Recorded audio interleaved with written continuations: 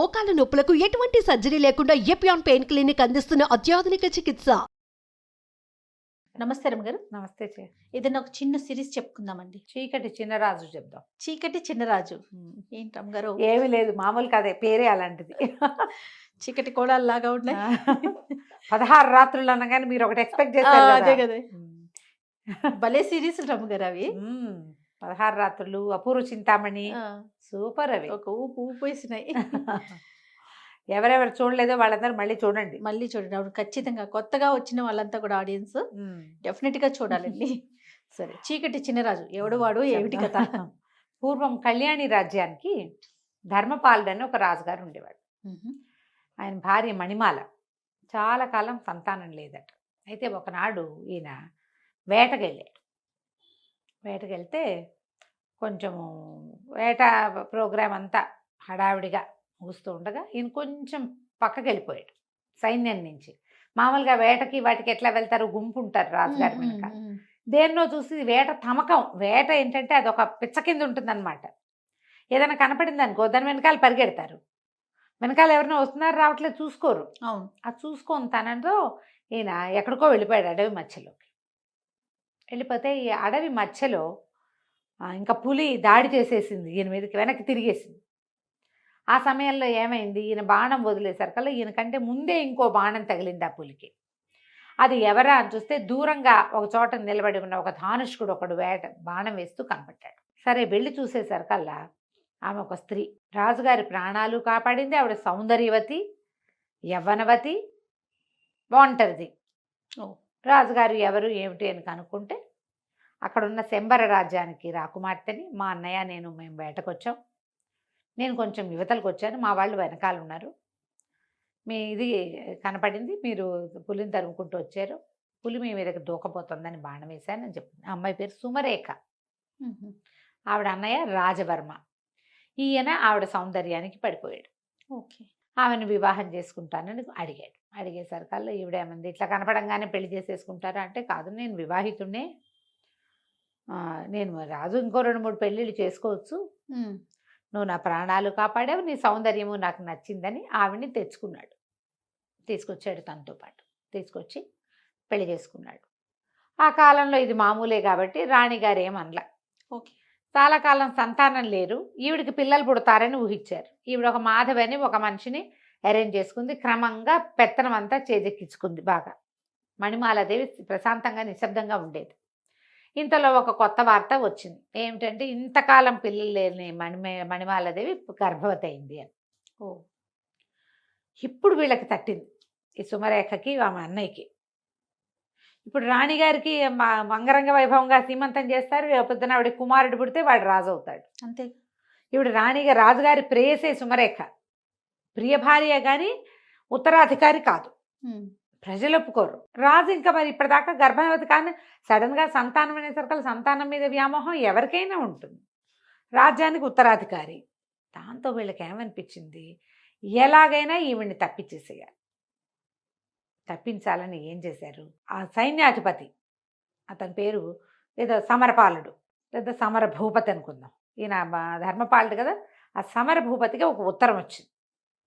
ఏమని, మణిమాలాదేవి రాసింది, రాజుగారి ప్రవర్తన బాగుండలేదు, ఎక్కువగా ఆయన సుమరేఖతో గడుపుతున్నారు, మరి సుమరేఖ పరిస్థితి కూడా ఏదో, ఆ అమ్మాయి చాలా పెత్తనాలు అవి చెలాయిస్తుంది, ఒకసారి రండి మీతో మాట్లాడాలి అని రాణిగారు రాసినట్టు ఒక ఉత్తరం రాయించారు. ఉత్తరం చదువుకున్నటువంటి సమరవర్మ వచ్చాడు ఇక్కడికి, అంతఃపురానికి వచ్చాడు. ఈ ఉత్తరం పంపించే రోజుల్లోనే ఈవిడ రాజుగారికి చెప్పింది, ఏమిటో ఆవిడ గర్భవతి అని అదని, ఇన్నాళ్ళు కలగని సంతానం ఇవాళ ఎలా కలిగింది, మీరేమో ఎక్కువగా ఇక్కడ స్పెండ్ చేస్తున్నారు, అప్పుడప్పుడునే వెళ్తున్నారు ఆవిడ దగ్గరికి. ఆవిడ మీద కొన్ని మాటలు పుట్టినాయి. నా చెలికత్తెలు చాలామంది, నువ్వు ఎవరితోటి మాట్లాడావు, మగవాళ్ళతో, మీ తోడుకోడలు అందరితోటి మాట్లాడుతుందని నాకు చెప్తున్నారు, సైన్యాధికారితోటి ఈవిడికి సంబంధం ఉందని రాజుకి హింట్ ఇచ్చింది. నేను నిరూపిస్తా, వీళ్ళిద్దరూ కలిసి ఉన్నప్పుడు నీకు నిరూపిస్తానని చెప్పింది. రాజు కొంచెం కాస్త ఆలోచిస్తున్నాడు, అవునా కాదా, ఇంతకాలం నుంచి కలుసున్నా, ఆవిడ చిన్నప్పుడే పెళ్ళయింది, ఆవిడ ఎప్పుడు అలాంటిది కాదు, ఇట్లా ఎందుకు వచ్చింది, ఈయనకి ఏమనిపిస్తుంది, నేను సుమరేఖతో ఎక్కువ గడుపుతున్నా, అందుకని ఈవిడేమైనా కొత్త వేషం వేస్తుందేమో అనిపించింది. ఈ ఉత్తరం చూసుకున్నటువంటి సమరవర్మ గారు వచ్చాడు. వచ్చి వాకిట్లో నుంచి లోపలికి అంతఃపురంలోకి ప్రవేశించాడు. సైన్యాధిపతి వచ్చాడు అనగానే మరి సహజంగా ఆయన ఎందుకు వచ్చాడో అని ఆవిడ లేచి వచ్చింది. వీళ్ళిద్దరూ ఓ గదిలోకి చేరేసరికల్లా రాజుగారు వచ్చేసారు.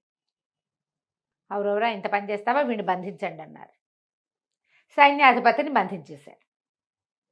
రాణి గారిని చెడదిట్టాడు. ఆవిడ తెల్లపోయింది. ఇప్పుడే ఉత్తరం వచ్చింది, ఇప్పుడే అతను వచ్చాడు, ఉత్తరం కాదు ఇప్పుడే అతను వచ్చాడు, అతను ఎందుకు వచ్చాడో కూడా నాకు తెలీదు, ఇప్పటిదాకా ఏనాడు అతను వచ్చినవాడు కాదు, నువ్వు లేనప్పుడు నేను ఆయన కలవలేదు అని ఎంత చెప్పినా ఆయన వినిపించుకోలేదు. అతను ఉత్తరం చూపించడానికేమో ఉత్తరం లాగేసుకున్నారు అతని దగ్గర నుంచి. ఓకే. నేను ఉత్తరం చూసి వచ్చాను అని చెప్పినా కూడా రాణిగారిని అడిగితే నేనేం ఉత్తరం రాయలేదంటుంది. అతనేమో ఉత్తరం చూసి వచ్చానంటాడు. దాంతో అతన్ని బంధించారు, ఊరేశారు ఒక్క రోజులో. అయ్యో. సైన్యాధిపతి తిరగబడతాడు ఇక్కడ, అతన్ని తప్పించేశారు. మహామంత్రి కులశేఖరుడు ఆయన ఏమన్నాడు, మహాపతివ్రత మణిమాలాదేవి ఆవిడ చాలా ఉత్తమురాలు, ఇప్పుడు అతనికి శిక్ష విధించినట్టుగా ఈవిడికి విధిస్తే ఎట్లా, పైగా గర్భవతి, స్త్రీలను శిక్షించకూడదు మనం అంటే ఈయన ఏమన్నాడంటే ఒక సుమంత్రుడని ఒక వీడిని పిలిచి సైనికాధికారిని, ఈవిడిని అడవుల్లో దింపేసిరా, బతికితే బతుకుతుంది, పోతే పోతుంది అని. నేను పతివ్రతనని ఆవిడ పదే పదే చెప్పింది. పతివ్రతమైతే బతుకుంటావు, లేకపోతే పోతావన్నాడు రాజు. ఈ సుమంత్రుడి దగ్గర గుర్రం ఎక్కించి పంపించేశారు. ఏం చేస్తుంది, గుర్రబండి ఎక్కించేశారు. వెళ్ళిపోతే అడవి మధ్యలోకి తీసుకెళ్ళి, కథ కూడా ఈ అడవి మధ్యలోకి వెళ్ళటం అదే మొదలు పెడతారనమాట. నేను తర్వాత కథ అంతా ముందు చెప్తున్నాను. అడవి మధ్యలోకి వెళ్ళి ఇక్కడ ఎక్కడో చోట వదిలిపెట్టమన్నారమ్మా, ఇక్కడ దింపుతానంటే ఆవిడ బతిమలాడుతుంది, ఆయన నీ పుణ్యం ఉంటుంది, నీకు నేను తెలుసు, సైన్యాధిపతి తెలుసు, ఇట్లా ఎందుకు జరిగింది అనేది నాకు అర్థమే కావటాన్ని నా ఊహకు అందటం లేదు, ఇక్కడ నన్ను దింపద్దు, ఈ నట్టడవిలో, ఈ అడవి చివర మా గురువుగారి ఆశ్రమం ఉంది, అక్కడ వదిలిపెట్టు అని చెప్పేసరికి ఇతను ఏం చేస్తాడు, మరి ఏం చేయాలి, గర్భవతి రాణిగారు, రాజుగారు ఆజ్ఞ ఉంటే మాత్రం సరే. ఇతను ఏం చేశాడు, అడవి మధ్యలో వదిలిపెట్టమన్న మాటని మింగేసి అడవి చివరి దాకా తీసుకెళ్ళాడు. అక్కడ ఒక ఋష్యాశ్రమం ఉంది. పోనీలే. సరే ఆ ఋష్యాశ్రమం వెళ్ళి తలుపు కొట్టేసరికల్లా ఆ తలుపు తీసి ఆయన నిర్ఘంటపోయాడు. ఇదేమిటమ్మా మణిమాలాదేవి నువ్వు వచ్చావు ఏమిటంటే, ఆవిడ పరమ దుఃఖంతో, నేను వెళ్ళగొట్టబడ్డాను, నా చరిత్రకే కళంకం వచ్చింది, గర్భవతిని, అక్కడ ఇంకా సంతానం కలుగుతుందో లేదో తెలీదు, రాజ్యానికి ఉత్తరాధికారి శిశువు, నాకు ఏం చేయాలో తెలియక మీ దగ్గరకు వచ్చానని చెప్తాను. ఈ సుమంత్రుడికి నేను చెప్తాను, నేను ఇక్కడ వదిలిపెట్టి వెళ్ళిపో అని చెప్పి బండిని వెనక్కి పంపిస్తారు.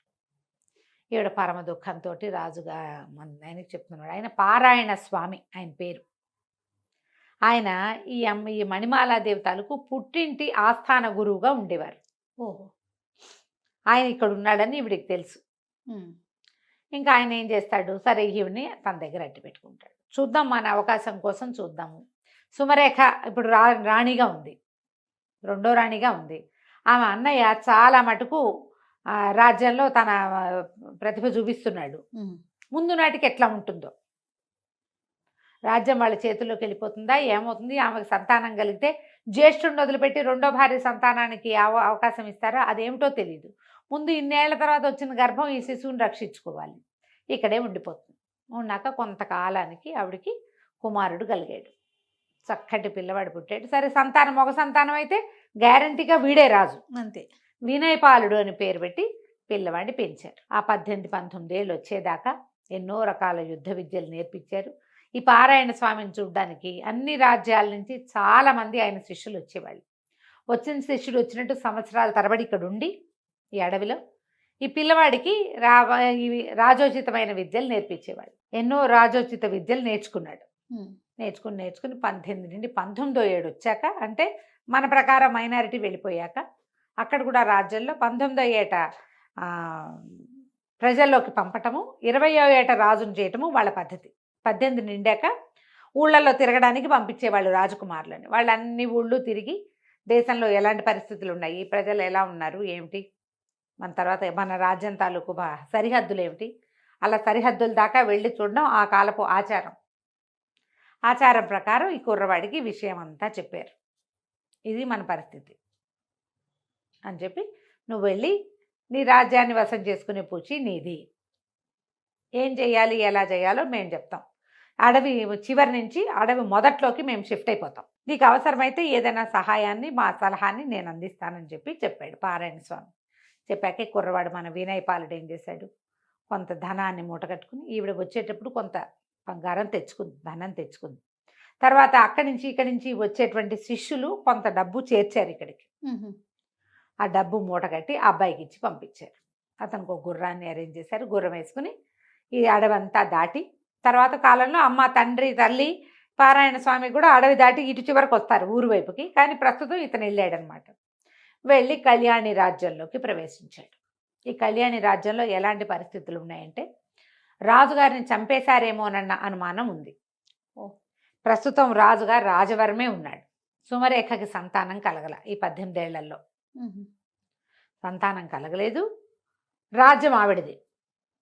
రాజుగారు తమ మాట వింటలేదని ఆయన్ని ఖైదు చేసి హౌస్ అరెస్ట్ చేశారని, అంతఃపురం లోపల భాగాల్లో ఎక్కడో ఆయన్ని బంధించారని చెప్తారు. కానీ ఆయన అయితే ఎవరికీ కనపట్టలే. చంపేశారన్న మాట కూడా ఉంది. ఓకే, చంపేశారో బతికుంచి ఉంచారో అది ఇంకా తెలియదు. అది కూడా ఈ అబ్బాయి కనుక్కోవాలి. సరే, ఇతను ఏం చేశాడు, వెళ్ళి ఒక పేదరాశి పెద్దమ్మ ఇంట్లో చేరాడు. ఆవిడకి ఏం చెప్పాడంటే, ఆవిడ బాగా పాత రోజుల్లో బాగానే ఉండేది. ఇప్పుడు ఆవిడ దగ్గర ఏం లేదు. బయట నుంచి వచ్చే జనాలు కూడా ఎవరు లేరు. పెద్దమ్మ, సరుకులన్నీ తెచ్చి పడేస్తా, నాకు వండి పెట్టు, నువ్వు కూడా హాయిగా తిను, నేను ఎందుకు వచ్చాను, ఏం చేస్తాను లాంటి పడక్కు, నీకు తిండి కావాలి, అది నేను పెడతా అని చెప్పి సరేనని ఒప్పుకుంటూ వీడు ఏం చేశాడని సరుకులు తీసుకొచ్చి పడేశాడు. చక్కగా కమ్మగా వండి పెట్టేది, హాయిగా తినేవాడు. రాత్రిపూట పెద్దమ్మ కూడా చాపేసుకుని వీడు పక్కనే పడుకునేది. కానీ వీడు మంచం మీద పడుకునేవాడు. చల్లగా అర్ధరాత్రి అయ్యేసరికి ఊళ్ళోకి వెళ్ళేవాడు. ఊళ్ళో తిరుగుతూ ఉండేవాళ్ళు. అయితే ఇక్కడ రకరకాల పరిస్థితులు నడుస్తున్నాయి ఊళ్ళో. ఎప్పుడైతే రాజుగారు లేకుండా రాజుగారి బావమరిది రాజు అవుతాడో ప్రజలకు ఒక అసంతృప్తి ఉంటుంది. మధ్య మధ్యలో చిన్న చిన్న దొంగతనాలు, దారి దోపిళ్ళు అవి జరుగుతూ ఉండేవి. ఈ దోపిళ్ళని వాటిని అరికట్టడం కోసం కొంతమంది పూర్తి పాత రాజుగారి సేవకులు ఉంటారు. ఏమంటారు, నమ్మిన బంట్లు. వాళ్ళు తిరగబడతారు ఎక్కడో చోట. వీడు రాజు ఏంటి, వీడు అసలు మన రాజ్యం కాదు, వీడిదేమో అదేదో పల్లెటూరు వాడు, అంటే వీళ్ళు ఏమనాలి, ట్రైబ్స్ వాళ్ళు. వాడొచ్చి మన మీద రాజ్యం చేయటువంటి, మనకొక రాజ్యం, మన రాజ్యానికి ఒక పద్ధతి ఉందని ఇట్లా మధ్యలో నగరి జనాలు మాట్లాడుకుని తిరగబడేవాళ్ళు. దాన్ని అణచడానికి రాజవర్మ చాలా ట్రై చేసేవాడు. ఒక పెద్ద గుంపుల్ని కాపలా పెట్టేవాడు. రాత్రిపూట ఎక్కడ ఏ అల్లర్లు తలెత్తకుండా. ఈ అబ్బాయి ఏం చేసేవాడు, వినయపాలుడు ఊళ్ళో అంతా తిరిగి ఊళ్ళో పరిస్థితులు ఒకటి చూసుకుంటూ వచ్చేవాడు. చాలా కాలం అడవిలో పుట్టి పెరగటం వల్ల, అడవిలోనే పుట్టి పెరిగాడు కదా, అక్కడే ఉన్నాడు కదా, అతనికి చిన్న చిన్న 4-5 రకాల ఆకుల్ని మిక్స్ చేసి వాటిలో నుంచి విషం తయారు చేయటము, మత్తు మందు తయారు చేయటము, అలాంటివి మంచి విద్యలు పట్టుబడి ఉన్నాయి వాడికి. అడవుల్లోనే కదా ఉన్నాడు. సరే, ఒకనాటి రాత్రి ఏం చేశాడంటే, ఒక పల్లెటూరు వేషం వేసుకుని ఒక కుండతోటి చెరుకు రసం కుండ నిండా నింపుకుని తీసుకెళ్తున్నాడు. తీసుకెళ్తుంటే ఇది ఎక్కడుంది వెళ్ళాడు వీడు, ఒక సైనిక శిబిరం ఉంది. ఒక సైనికాధికారి, ఒక 15 మంది సైనికులు ఉన్నారు. వాళ్ళందరూ చూస్తుండగా వాడు పక్క నుంచి వెళ్తుండేసరికల్లా సైనికాధికారి కొంచెం కొద్దిగా ఆన్లో ఉన్నాడు అనమాట. కాస్త మధ్య మత్తులుండి, వాడెవడో దొర్లుకుంటూ పోతున్నాడు, ఏదో మోసుకెళ్తున్నాడు, వాడిని పట్టుకోండి అంటే వాడిని పట్టుకొచ్చేసాడు. ఎవరు నువ్వు, ఎక్కడికి వెళ్తున్నావు ఏంటంటే, అయ్యా నా పేరు చీకటి చినరాజు అండి, మరి మన పక్క సందులో శెట్టి గారు అమ్మాయి పెళ్ళయింది కదా, వాళ్ళ పెళ్లి వాళ్ళు పై సందులో పెట్టి ఉన్నారండి, మరి అల్లుడు గారి స్నేహితులందరికీ చెరుకు రసం కావాలని అడిగారు, ఇప్పుడే చెరుకు రసం వచ్చిందండి, సాయంకాలం నుంచి అడుగుతుంటే మాకు దొరకలేదు, ఇప్పుడే దొరికింది, ఇచ్చిరమ్మన్నారండి, అది పుచ్చుకుని వెళ్తున్నాను అన్నాడు. అనేసరికి చెరుకు రసం అనగానే ప్రతి వాళ్ళకి ఏది చూపించు అని తీశారు. బాబోయ్, నా రసం నా కుండ లాగేసుకుంటే ఎలాగండి, వాళ్ళు ఒప్పుకోరండి అంటే, కుండ నిండా వేరేది పోసిస్తాం మేము అన్నారు. అంటే కాదండి శెట్టి గారు ఒప్పుకోరండి, నేను వదలనండి కుండ అన్నాడు. ఒక నెత్తి మీద ముట్టికే పెట్టి కుండ లాక్కున్నారు. లాక్కుని, వెధవా నువ్వు దుర్మార్గుడివి, కంపు సారా ఏదో మోసుకెళ్తున్నావు, నువ్వు సారా ఇక్కడి నుంచి అక్కడికి ఇల్లు మారుస్తున్నావు, నువ్వేమంటారు దాన్ని స్మగ్లింగ్ చేస్తున్నావు అని చెప్పి ఆ నేరం మీద నేను అరెస్ట్ చేస్తామని బెదిరించి అందరూ తలా ఒక గ్లాసు పుచ్చుకున్నారు. చెరుకు రసం రుచిగా ఉండి పెద్ద అధికారి 2 గ్లాసులు పుచ్చుకున్నాడు. కుండ ఖాళీ అయిపోయింది, అంత బాగా అది ఖాళీ అయిపోయింది. ఖాళీ అయిపోతే దాని నిండా కంపు సారా పోసి పెట్టండి, వీడు అది పట్టుకెళ్తున్నాడు రాసేద్దాం, వీడు తెచ్చిన జ్యూస్ అంతా తాగేశారు. కంపు సారా పోయమన్నారు, అందులో కంపు కొడుతున్న ఒక పాతకాలపు పులిసిపోయిన సారా పోసేయమన్నారు. ఆ సారా తెచ్చి పోసే లోపలే తెచ్చేవాడు పడిపోయాడు మొదట. టకా టకా టకా చాప చుట్టల్లాగా 15 మంది సైనికులు బిళ్ళబీటుగా పడిపోయారు. అందరికంటే అధికంగా సేవించిన అధికారి గారు కుర్చీలో కూర్చోవాడు అదే పాళంగా పడ్డాడు. కుర్రాడు ఏం చేశాడు, మొత్తం అందరికీ టకా బట్టలు వదిలేసాడు, బట్టలన్నీ మూట కట్టేశాడు. అక్కడి నుంచి పడితే వచ్చేటప్పుడు ఇది పెద్ద బానక అక్కడ చిన్న బాక్స్ లాంటిది భుజా చేతుకున్న సంచిలో తెచ్చాడు. అందులో ఏంది కాటిక మసి వీళ్ళందరి మొహాలకి పులిమేశాడు. అందరూ లాగులతోటే ఉన్నారు, ఏం లేవు, బట్టలకి అక్కడే ఉండి వేసుకుంటారు. బట్టలన్నీ మూట కట్టేసి అందరికీ చేతులు వెనక్కి పెట్టి కట్టేశాడు. ఆడ కూలబెట్టి అందరినీ లైన్గా కూర్చోబెట్టి వెళ్ళిపోయాడు. ఆ మత్తులో ఎవరేం చేస్తున్నారో వాళ్ళకేం తెలీదు. వాళ్ళు ఏం చేశాడు, వెనకాల ప్రతి వాళ్ళకి మసితోటి చీకటి చిన్నరాజు అని రాశాడు, వెళ్ళిపోయాడు. ఈ బట్టల మూట మోసుకుంటూ వెళ్తుంటే ఏమనుకుంటారు, చాకళ్ళు వెళ్తున్నారు అనుకుంటారు. అక్కడ ఒకళ్ళిద్దరు సైనికులు కనపడ్డారు, కానీ బట్టలు మోసుకెళ్ళేవాడిని ఏమంటారు, తెల్లవారుజామున చెరువులకు మోసుకెళ్ళే వాళ్ళు ఎవరో పట్టుకుపోతున్నారు అనుకున్నారు. బట్టలన్నీ తీసుకెళ్ళిపోయి పేదరాశి పెద్ద ఇంట్లో దాచేసి పడుకున్నాడు వీడు మాట్లాడకుండా. ఓ 3-4 గంటలు నిద్రపోయి తెల్లారేక వచ్చేసాడు ఇక్కడికి మామూలు బట్టల్లో. మసిపూసి మారేడుకాయలు చేసి అక్కడ పెట్టాడు. తెల్లారేసరికి చేరిపోయాడు. పొద్దున్న లేచేస్తే ఏముంది, వీళ్ళు ఇంకా మత్తులు దోగుతున్నారు. కాస్తా స్పృహ వచ్చి చూసుకుంటే ఒంటి మీద బట్టలు ఉన్నట్లేవు, ఏమిటో చేతులు కట్టేసి ఉన్నట్టున్నాయి. అయోమయంగా ఉంది వాళ్ళకి. జనాలు ఒకళ్ళు చేరిపోయారు. పొద్దుటిపూట కొడకాళ్ళు బుడ్డాళ్ళు వాళ్ళు వీళ్ళు చేరతారా, వాళ్ళందరూ కేరింతలు కొట్టారు. ఎవరో ఉన్నారు, మసిపూసి ఉన్నారు, వీళ్ళు మొహాలు గుర్తుపట్టేలాగా లేవు. నగలు తీసేశాడు, అందరికీ నెత్తి మీద స్థిరస్థానాలన్నీ తీసుకెళ్ళి ఒక మూల బారేశాడు. అక్కడేదో మురుగుంటుంటే అందులో బారేశాడు. బట్టలు లేవు, భోజపాతరాయిళ్ళుగా ఉన్నారు ఇంచుమించుగా. అందరు దిశమొల్లలతో ఉన్నట్టే, ఏవో చిన్న వస్త్రాలు లోపల వేసుకునేవి ఎంత ఉంటాయి. అక్కడి నుంచి జనం అంతా చేరారు. కొంత నోట్లో కొన్నేమో వాళ్ళ శిరస్త్రాన్ని మెళ్ళలో వేసుకుని మఫ్లర్ లాంటివి నోట్లో కుక్కేశాడు. మూలేదా ఆలేదు, నోటి నుంచి మాటలు రావట్లేదు. వాళ్ళకేదో తెలుస్తోంది కానీ తెలియటం లేదు. అక్కడి నుంచి జనం అంతా చేరారు. గందరగోళం, సైనిక శిబిరం ఇది. వాళ్ళేనో కాదో తెలీదు, దగ్గరికి వెళ్తే ఏమవుతుందో తెలీదు. జనాలంతా చేరారు. ఈ లోపల ఒకళ్ళు ఇద్దరు తొందరపడి కాస్త ముందుకెళ్తుంటే ఇక్కడ నుంచున్నాడు కాబట్టి ఓబోయ్ ఇంకా నయం అందులోకి వెళ్ళావంటే నువ్వు ఏమవుతుంది, దీన్ని ట్యాంపర్ చేసినట్టు అవుతుంది సాక్ష్యాలని. అదొకటి.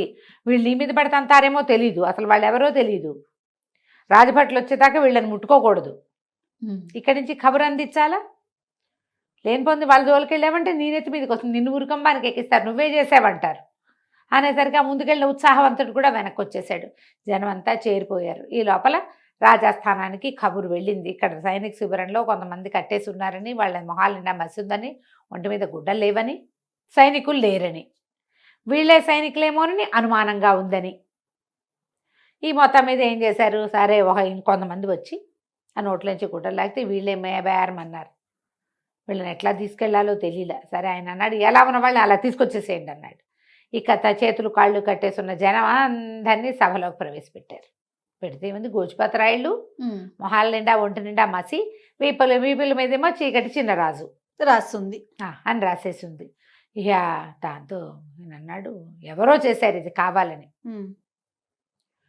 ఏం తాగారు అనేది వీళ్ళు చెప్పలేకపోయారు. వీళ్ళు ఏం చేశారు, ఎవడో ఒకడు ఏదో తెచ్చాడు, అవి తాగామని చెప్పల. వాడెవడో ఒక పల్లెటూరు వాడు వచ్చాడని, తమ మొహాల మీద ఏదో విసిరాడని, దానివల్ల తమ స్పృహ తప్పి పడిపోయామని వాడిది చేశాడని చెప్పారు. వాడు చెరుకు రసం తెచ్చాడు, మేము తాగాము, వాడిని మ్యాన్పులేట్ చేద్దాం అనుకున్నాం, వాడు మమ్మల్ని మ్యాన్పులేట్ చేశాడు. అలా నిజాలు ఎవరు చెప్తారు? అదే కదా, ఎవడో ఒక పల్లెటూరి వాడు అన్నది మాత్రం జనంలోకి వెళ్ళింది. పల్లెటూరు వేషంలో ఉన్నాడు వాడు. అక్కడి నుంచి ఈయన అన్నాడు, సరే కాపలా పెంచండి, పల్లెటూరు వేషాల్లో పై ఊళ్ళ నుంచి వచ్చిన వాడు ఎవరైనా ఉన్నారేమో కనుక్కోండి, ఏ సత్రాల్లో మనుషులు ఎవరు దిగారో చూడండి అన్నారు. ఆ ఆజ్ఞలు వెళ్ళిపోయినాయి బయటికి. వీళ్ళనేమో నిలబెట్టారు. ఆ కాళ్ళు చేతులన్నీ కట్లన్నీ ఊడదీసేసరికి వీళ్ళని ఏం చేద్దామండి అంటే, వీళ్ళెందుకు వెతవలు, వాడెవడికో దొరికిపోయారు, చంపేయండి వీళ్ళని అన్నాడు. అనేసరికి ఆశ్చర్యపోయారు అధికారులంతా. ఏమిటి, ఒక 15 మంది మత్తుకి లొంగి దొరికిపోతే వాళ్ళని చంపేస్తారా? మహా అయితే సస్పెండ్ చేస్తారు, అంతేనా? అసలు జరిగింది ఏమిటి అనేది చెప్పవలసింది వాళ్ళు. వాళ్ళు చెప్పింది నువ్వు నమ్మేవో నమ్మలేదో. వాళ్ళు ఉంటే వాడిని ఎవరినో గుర్తుపడతారు కనీసం. అది కూడా చేయకుండా ఇంతమందిని, ఒక అధికారిని 15 మంది భటుల్ని చంపేయటం అంటే ఉరిదీసేయండి అందరినీ అన్నాడు. మొత్తం రాజస్థాన్లో ఉన్న వాళ్ళందరికీ కష్టం వచ్చింది. ఒట్టి పుణ్యానికి వాడేం చేయలా, వాడెవడో చేసేది ఒట్టిగా కట్టేసి వెళ్ళాడు. వీడికి రాజరికం తెలుసా? వీడికి రాజులు ఇట్లాంటి శిక్షలా వేస్తారు? ఈ 15 మందికి ఒక్కొక్కడికి ఒక్కో పటాలాన్ని ఇచ్చి ఊరంతా వెతకండి మీరు గుర్తుపడతారు కదా అనాలి. అది కూడా అంటల్లవాడు. మా పరువు తీశారు కాబట్టి వీళ్ళని చంపేయాలంటాడు. పరువు తీసి వాడెవడికో దొరికారు. మొత్తం ఆస్థానం అంతా ఎదురు తిరిగిపోయింది రాజవర్మకి. అందరికీ మంట వచ్చింది. కానీ ఏమంటే వీడు ఏం చేస్తాడు? అవును. అక్కడి నుంచి రాజ అంతఃపురానికి వెళ్ళాడు. వెళ్ళేసరికల్లా చెల్లెలకి చెప్పాడు, ఎవడో చీకటి చిన్నరాజు అని ఒకడు తయారయ్యాడు కొత్తగా, విప్లవకారుడు, సైనికులందరికీ మసిపూసి చేశాడంటే ఈవిడేమంది, నువ్వేమిటి ఊళ్ళో తిరుగుతావు, నువ్వు రాజుగారికి ఎవరు ఫర్గా ఉన్నారు, నీకెవరు ఫర్ అవుతున్నారో చూసుకోవా, నేను అంతఃపురంలో ఉండేదాన్ని, ఇంకా బాగా చూసుకోవాలి. వీరవర్మ అని ఒకడు ఉండేవాడు, రాజుకి కుడిభుజంగా ఉండేవాడు, మన మహారాణిని వెడలంపేశాక కూడా రాజుగారి చుట్టూ తిరిగేవాడు. అతనికి మనం ఈయన్ని అంతఃపురంలో బంధించేసామని చాలా మంటగా ఉంది. వాడెవరినైనా చేశాడేమో, ఇట్లా ఏర్పాటు చేశాడేమో, ఎవరైనా అతనే చేశాడేమో ఈ పని, ముందు అతన్ని బంధించు, అతన్ని చెరసాల్లో వేయి. భయపడతారు జనం. ఇప్పుడు అతని దీంట్లో అంటే అతను తర్ఫీదు చేసి ఎవరినైనా ఈ పని చేయిస్తుంటే పెద్దవాడిని బంధించామనుకో, చిన్నవాళ్ళు ఏం చేస్తారు, సైలెంట్గా ఉండిపోతారు. అవును. అనేసరికల్లా వీరవర్మని బంధించారు. జనాలంతా ఆశ్చర్యపోయారు, ఎందుకు బంధించారు? ఈ వీరవర్మ అరెస్ట్ కూడా ఏం రహస్యంగా జరగల, ఓపెన్గానే జరిగింది. ఊళ్ళో తిరుగుతున్న వినయపాలుడికి వీరవర్మని బంధించారని తెలిసిపోయింది. తెలియంగానే ఇతను ఏం చేశాడు, అక్కడికి ఒక పావురాయి టపా మీద పారాయణ స్వామివారికి కబురు పంపించాడు, వీరవర్మని బంధించారు, ఏం చేయను అని. చెరసాల్లోకి రెండో పక్క నుంచి ప్రవేశించచ్చు, వీరవర్మని విడిపించు, వీరవర్మ మనవాడు అని కాగితం వచ్చింది. ఇతను ఏం చేశాడు, చెరసాల బయట నుంచి చూడడానికి అది చాలా పెద్దది, దానికి వెనకాల భాగంలో ఒక నది ఉంది. ఆ నది నిండా మొసళ్ళు ఉన్నాయి. ఆ మొసళ్ళు ఏంటంటే కొంత సమయం ఇట్లా పైకి వచ్చి విశ్రాంతి తీసుకుంటాయి. ఆ విశ్రాంతి తీసుకునే సమయంలో వెళ్ళగలిగితే ఒక రకం. ఎట్లా వెళ్ళాలి, ఏం చేశాడు, మాంసం కొనుక్కున్నాడు. బోళ్ళనే మాంసం ముద్దలు ఒక సంచిలో వేసుకుని సాయంకాలం దాకా ఆగి చీకటి పడేదాకా రాత్రి వేళ ఇక నది దాటడానికి ప్రయత్నం మొదలుపెట్టాడు.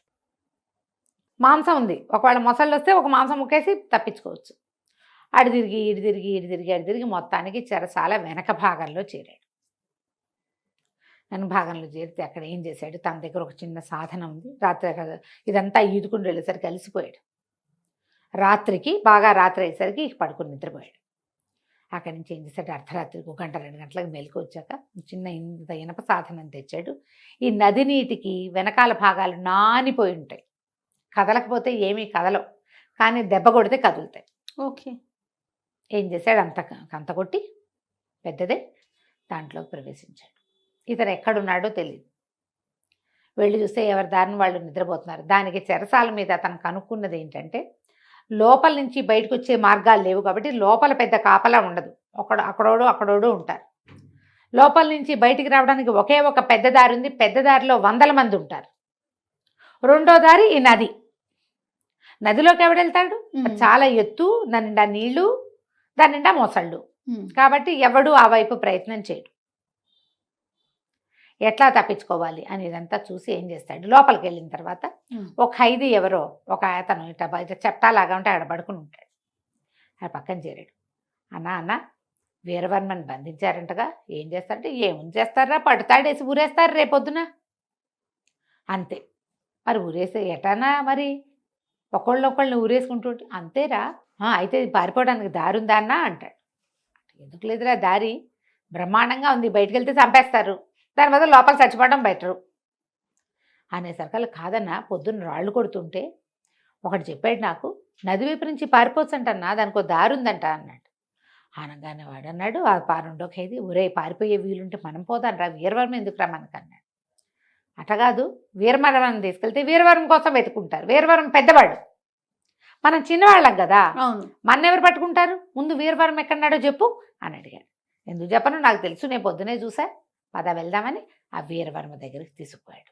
ఆ లోపల ఉన్న ఎవరు 2 సెంట్రీలు ఉన్నారు అంతే, వాళ్ళని చూసి ఓ పక్క నుంచి చెరుకో దెబ్బ కొట్టి వాళ్ళని లాగేశాడు.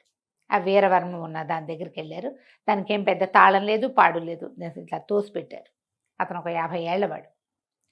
అక్కడికి వెళ్ళి, నేను తప్పించడానికి వచ్చాము, అనేసరికల్లా మీరెవరు, నేను ఎందుకు బయటకు తీసుకెళ్ళి నన్ను చంపేస్తారన్నాడు. చంపేమో మేము పారిపోవటానికే వచ్చామని చెప్పి తీసుకొస్తారు బయటికి.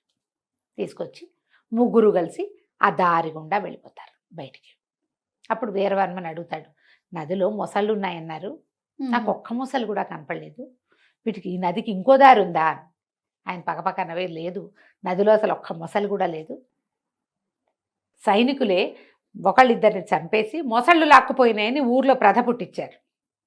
మొసళ్ళు లేవని తెలిస్తే ఎవడో ఒకడు ప్రాణాలకు తెగించి వచ్చేస్తాడు, మొసళ్ళు ఉన్నాయంటే రారు కదా, భయపడతారుగా. అందుకని మేమేరు చేసిన ఏర్పాటే, రాజుగారు చేసిన ఏర్పాటే ఇది, మొసళ్ళు ఏమీ లేవంటే ఈదుకుంటూ ముగ్గురు బయటికి వెళ్ళిపోయారు. తెల్లవారుజాముకి వీళ్ళు దాటేటప్పుడు, కంతలోంచి దాటేటప్పుడు ఏం చేశారు, వాళ్ళు మొదట పెట్టిన కంత ఎంత, మన చీకటి చిన్నరాజు రావడానికి వినయపాలుడు వచ్చే కంత, ముగ్గురు వెళ్ళటం కోసం చుట్టూతా అంచులన్నీ పగలగొట్టారు. తెల్లవారుజామునే ఒకడెవడో బాత్రూమ్కి వెళ్ళటం కోసం లేచి, అప్పుడు కొంచెం వెన్నెల బాగా ఉంది, వెలుగు, ఎండాకాలపు దగ్గర రోజులు తొందరగా వెలుతురు వచ్చేసి ఆ కంత కనపడింది వాడికి. కనపడ్డం ఏమిటి, సెంట్రీల కోసం చూస్తే లోపల ఉన్న సెంట్రీలు చాలా తక్కువ మంది ఉన్నారు సైనికులు. వీడు ఒకళ్ళు అందరినీ లేపొచ్చేసి, అరే ఇటు నుంచి పారిపోవచ్చురా, నదిలో పడిపోతే పోతాం, పోని మొసళ్ళు ఉన్నాయి, ఒకళ్ళనో ఇద్దరినో లాక్కుపోతాయి, మిగిలిన వాళ్ళంతా బతికేస్తాం కదా అని చెప్పేసి మొత్తం లోపల ఉన్న ఖైదీలు అందరూ బయటకు వచ్చేసారు. వీరవర్మే బయటకు వచ్చిన సంగతి తెలీదు, ఖైదీలందరూ పోయారు కదా, అంతా బయటకు వచ్చేసారి. వీళ్ళు ఇదంతా ఈదుకుంటూ అడవి దారి పట్టారు. అతనికి ఈ కుర్రాన్ని చూసినప్పటి నుంచి అనుమానంగా ఉంది, వీళ్ళు ఎక్కడో చూసినట్టుంది పిల్లాన్ని అని. అక్కడికి తీసుకెళ్ళాడు, అడవికి తీసుకెళ్తే అడవి మొదటి విభాగంలోనే పారాయణ స్వామివారు చిన్న కుటీరం నిర్మించుకుని మణిమాలాదేవితో సహా అక్కడే ఉన్నాడు. అందులోకి వెళ్ళేసరికి ఆయన చూసి దండం పెట్టాడు, ఈ కుర్రాడు నన్ను రక్షించాడండి అంటే, కుర్రాడు కాదు నిన్ను రక్షించింది, నిన్ను రక్షించిన కారణం ఇంకొకటి ఉందని అమ్మాయి అని పిలవగానే ఆవిడ లోపల నుంచి వచ్చింది. ఆవిడ చూసేసరికి గంటపేడు, అమ్మ బతికే ఉన్నారా తల్లి, సంతానం కలిగిందా మీకు, ఎట్లా ఉన్నారు ఇంతకాలం అని అడిగితే, నాకు కలిగిన సంతానమే నిన్ను తీసుకొచ్చిందిరా నాయన అని చెప్పి, ఇగో పిల్లవాడు ఈయనే యువరాజు అని చెప్పేసి చాలా సంతోషించాడు. రాజుని బంధించారు. అయితే మనం రాజుని బయటికి తేడా, నేను బతికే ఉన్నాడు, ఆయన చావల, మరణించలేదు, జీవించే ఉన్నాడు.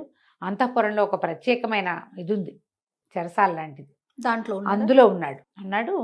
నేను ప్రజల్ని పట్టుకోగలుగుతాను, ప్రజలంతా కూడా రాజే కావాలని కోరుకుంటున్నారు, రాజవర్మ పద్ధతులు మంచివి కాదు, మన సొంత సైనికులకి మనం శిక్షలు వేయకూడదు, ఎప్పుడు శిక్ష ఇంగానే మన మీద వ్యతిరేకత వచ్చేస్తుంది. అతను అట్లాంటివి ఎన్ని చేశాడు, మొత్తం రాజ్యాన్ని చేజెక్కించుకున్నాడు.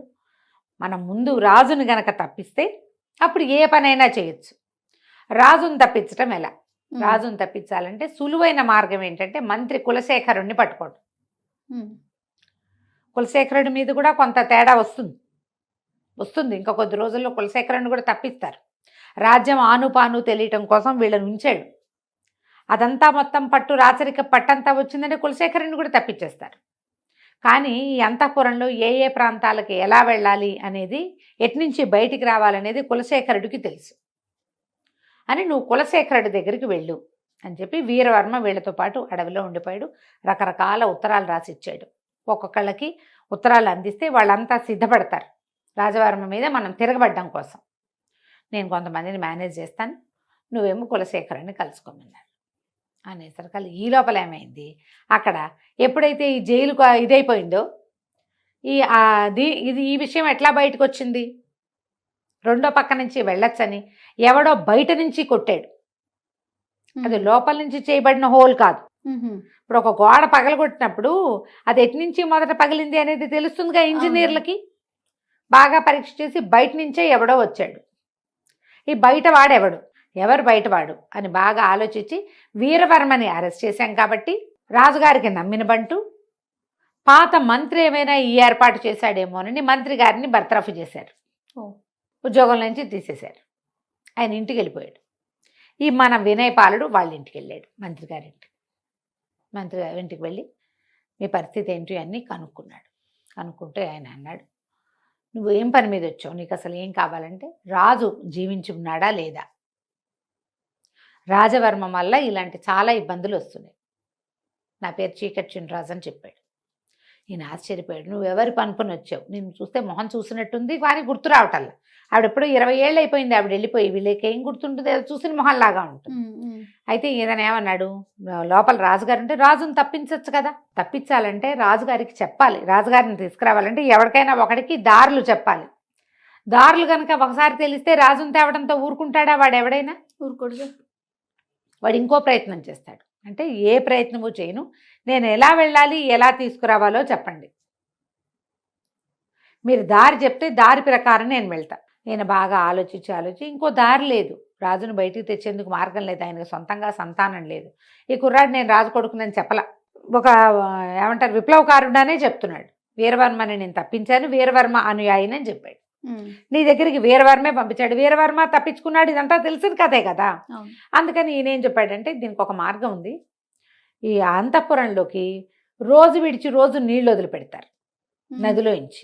అక్కడ ఒక పెద్ద ఇనప గేట్ ఉంటుంది. 10-15 మంది సైనికులు కాపలా ఉంటారు. ఆ గేట్లోంచి పిట్టను కూడా లోపలికి పోనివ్వరు. గేట్లు ఎత్తుతారు, ఇనప గేట్లు. ఇప్పుడు మన ఈ ఆనకట్టలకి ఎత్తుతారుగా రిజర్వాయర్లకి. ఆ ఇనప గేట్ ఎత్తినప్పుడు లోపలికి నీళ్లు వెళ్ళిపోతాయి. లోపల ఒక కొలను, తర్వాత వంట ఇంటి అవసరాలకి మొత్తం కావాల్సిన నీరంతా లోపలికి వెళ్ళి అవి నిండిపోగానే దారి మూసేస్తారు. రోజు విడిచి రోజు లేదా 2 రోజులకు ఒకసారి. ఆ దారి నుంచి చేపను కూడా రానివ్వరు. జల్లెళ్ళు ఉంటాయి, జల్లెడ ఉంటుంది, మనుషులు ఉంటారు. అదొక్కటే దారి లోపలికి వెళ్ళటానికి. ఆ దారి గుండా వెళ్ళొచ్చు. అక్కడి నుంచి ఒక ఇది గీసిస్తాడు అంటాడు, ప్రత్యేకంగా ఒక ప్లాన్ గీసిస్తాడు. రాజు ఫలానా చోట ఉంటాడు, నువ్వు ఈ దారి గుండా ఇలా వెళ్ళి ఇట్లా వెళ్ళి అక్కడికి వెళ్ళి ఆయన తీసుకురావాలి. తీసుకొచ్చాక ఆయన్ని బయటికి తేవడానికి ఒక ప్రత్యేక మార్గం ఉంది. మార్గం మూసేయాలి మళ్ళీ. ఒక్కసారి ఆ మార్గం రాజవర్మ కానీ ఒక్క సైనికుడికి తెలిసినా కష్టం. ఇది కేవలం ఆనుచారంగా రాజుకి మంత్రికి మాత్రమే తెలుస్తుంది. సంతానం కలిగాక రాణిగారికి చెప్పేవాళ్ళం.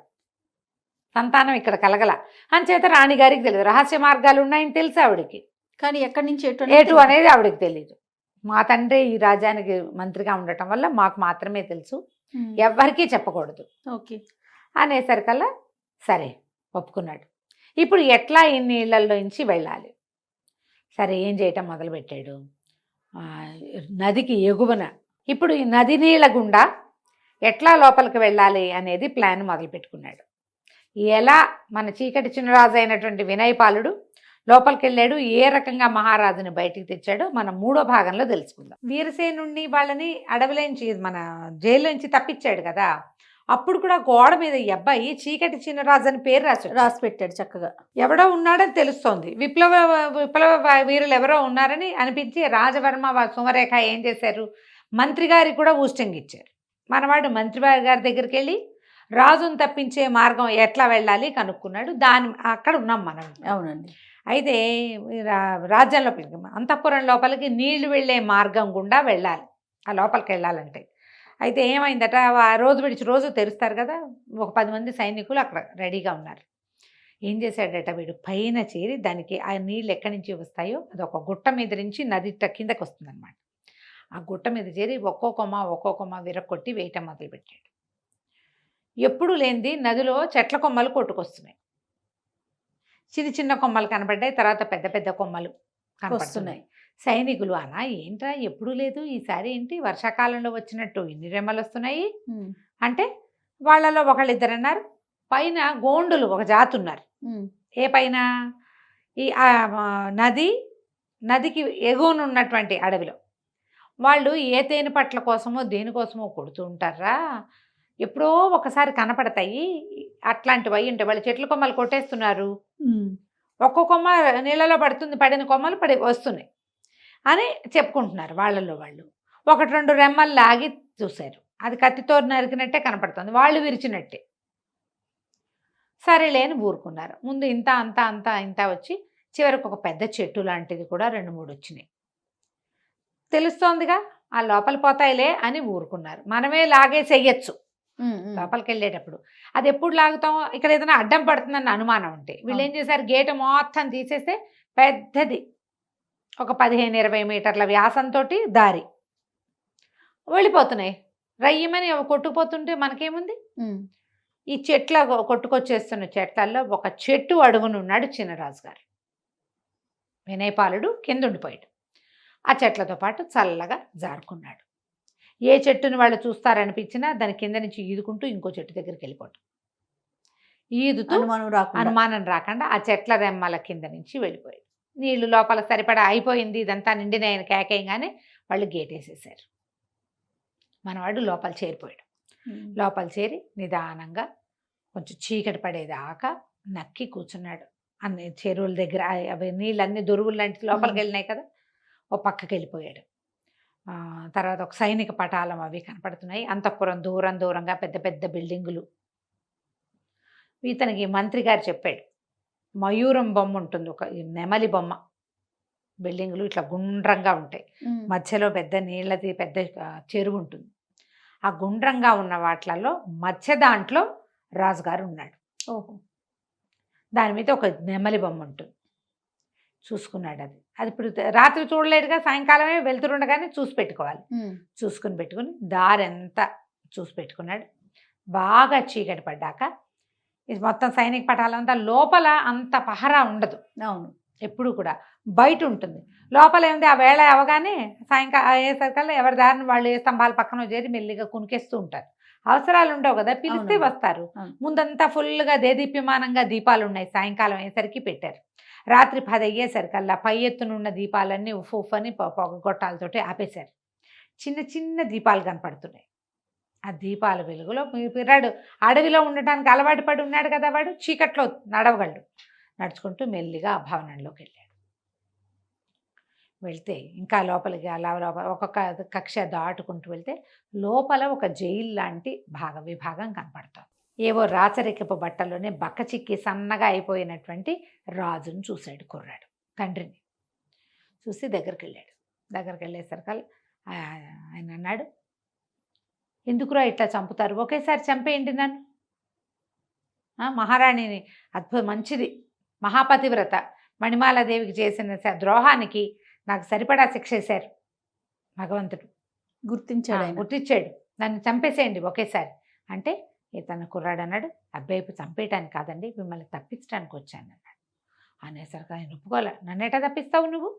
తప్పిస్తామని బయటికి తీసుకెళ్ళి చంపేయడానికి ఎత్తేసాడా రాజవర్మ? నేను నీతో రానన్నాడు. రానంటే కాదండి, మీరు అర్థం చేసుకోండి, నేను వీళ్ళ ద్వారా రాలేదు. వీరసేనుడు మీ నమ్మిన బంటు అతన్ని బంధించారు, అతన్ని నేను విడిపించాను. మీరు లోపల ఈ కక్షలో ఉన్నారనే సంగతి ఎవరికి తెలుసు అంటే వీరసేనుడికి తెలుసు, కులశేఖరుడికి తెలుసు, మంత్రికి అన్నాడు. వాళ్ళిద్దరికీ నేను తెలుసండి. వీరసేనుడి ద్వారా నేను కులశేఖరుడి దగ్గరికి వెళ్ళాను.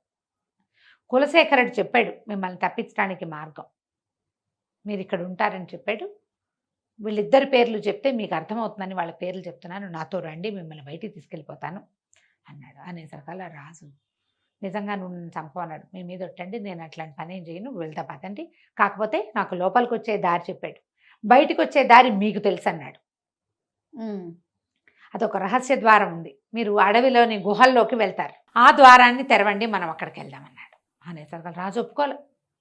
నేను అట్లా చెప్పకూడదు, కులశేఖరుడికి బుద్ధి లేదా, ఎట్లా చెప్పాడు నీకు ఈ రహస్య ద్వారాన్ని? అది కేవలం రాజుకి మంత్రికి యువరాజుకి తెలియచ్చు, నువ్వెవడివో నీకు తెలియటానికి వీల్లేదు. అనేసరికల్లా నేను మిమ్మల్ని తప్పించలేనండి, మరి మీరు లోపల ఉన్నారు, నేను లోపలికి వచ్చా, బయటికి వెళ్ళే మార్గం లేదు, నాకు బయటికి వెళ్ళే మార్గం తెలీదు, అది మీరు చెప్తారని కులశేఖరుడు నన్ను నమ్మించి పంపించాడు. అనేసరికి చాలాసేపు బతిమలాడి వాదోపవాదాలు అయ్యాక ఆయన ఒప్పుకొని ఏం చేశాడు, ఈ భవనంలోంచి బయటికి వెళ్ళేందుకు ఆయనకు అనుజ్ఞ లేదు. ఇప్పుడు ఇట్లా గుండ్రంగా ఉన్న భవనాల్లోంచి ఆ మధ్య దాంట్లోంచి వచ్చాడు కదా, నెమలి పింఛన్లో మిడిల్లోంచి వచ్చాడు. ఆ మిడిల్లోంచి వచ్చి ఎక్కడి నుంచి నీళ్ళు వస్తాయో దానికి పక్కగా ఉన్నటువంటి ఒక గోడ దగ్గరికి తీసుకెళ్ళి ఆ గోడ దగ్గర కొన్ని రాళ్ళు ఇలా పేర్చి తమాషాగా ఉంది, ఈ రాళ్ళన్నీ తీయన్నాడు. ఆయన ఓపిక లేదు, బక్కచిక్కిపోయి కూడా ఉన్నాడు, ఆహారం తక్కువ, పైగా బెంగతోటి ఉన్నాడు కదా. కుర్రాడు రాళ్ళన్నీ తీసేసరికి అక్కడ చిన్న ఇత్తడి మీట లాంటిది ఉంది. ఆ పొడి పని కదిపేసరికి ఆయన అన్నాడు, ఒకవేళ ఇట్లా కనుక మనం చేస్తే వాళ్ళు ఎవరైనా పసిగెట్టారంటే అందులోకి వచ్చేస్తారంటే, రాదు, నేను మొత్తం అన్నీ సరిచేసి వస్తానన్నాడు. ఆ పొడి పని నొక్కేసరికల్లా ఆ గోడ పూర్తిగా ఓపెన్ అయిపోయింది. సరే అందులోకి ప్రవేశించాక ఈయన అన్నాడు, ఇది రాళ్ళన్నీ యథాతథంగా మూసేసేయాలి నువ్వంటే. వీడు లోపల వైపు ఉండి బయట రాళ్ళని ఒకటి ఒకటి ఒకటి లాక్కుంటూ అన్ని పూర్వం ఎట్లా ఉందో అట్లా పేర్చేసాడు. చీకటిగా ఉన్న ఆ దారిలో ఈ రాజుగారిని వేసుకుని నడవటం మొదలుపెట్టాడు. నడవగా నడవగా నడవగా నడవగా అది ఎవ్వరు మనుష్య సంచారం ఉన్న దారి కాదు, ఒక గుహ లాంటిది. ఓకే.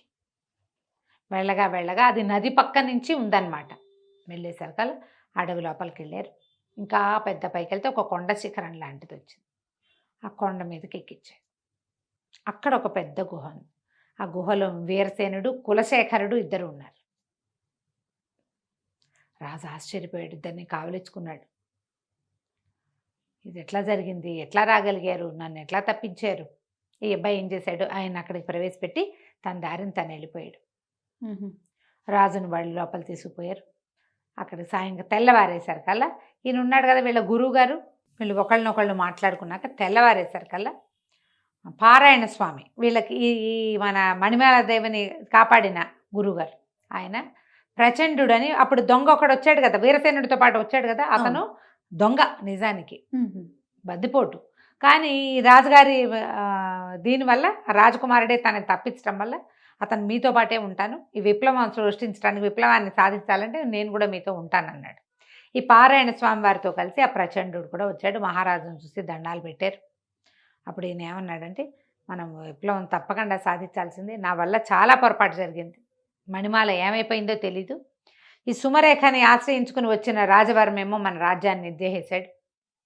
ఈయన చెప్పాడు వీరసేనుడు, మహారాజా అంతేకాదండి, ఎక్కడైనా ఏదైనా పొరపాటు అయితే ముందు సైనికుల్ని శిక్షిస్తాడు, ఏదైనా ప్రజల్ని పీడిస్తున్నారు వాళ్ళు, సైనికుల్ని శిక్షిస్తాడు, అతను సరైన వాడు కాదు, వీళ్ళని దింపాలి, ఎట్లా చెయ్యాలి ఇది.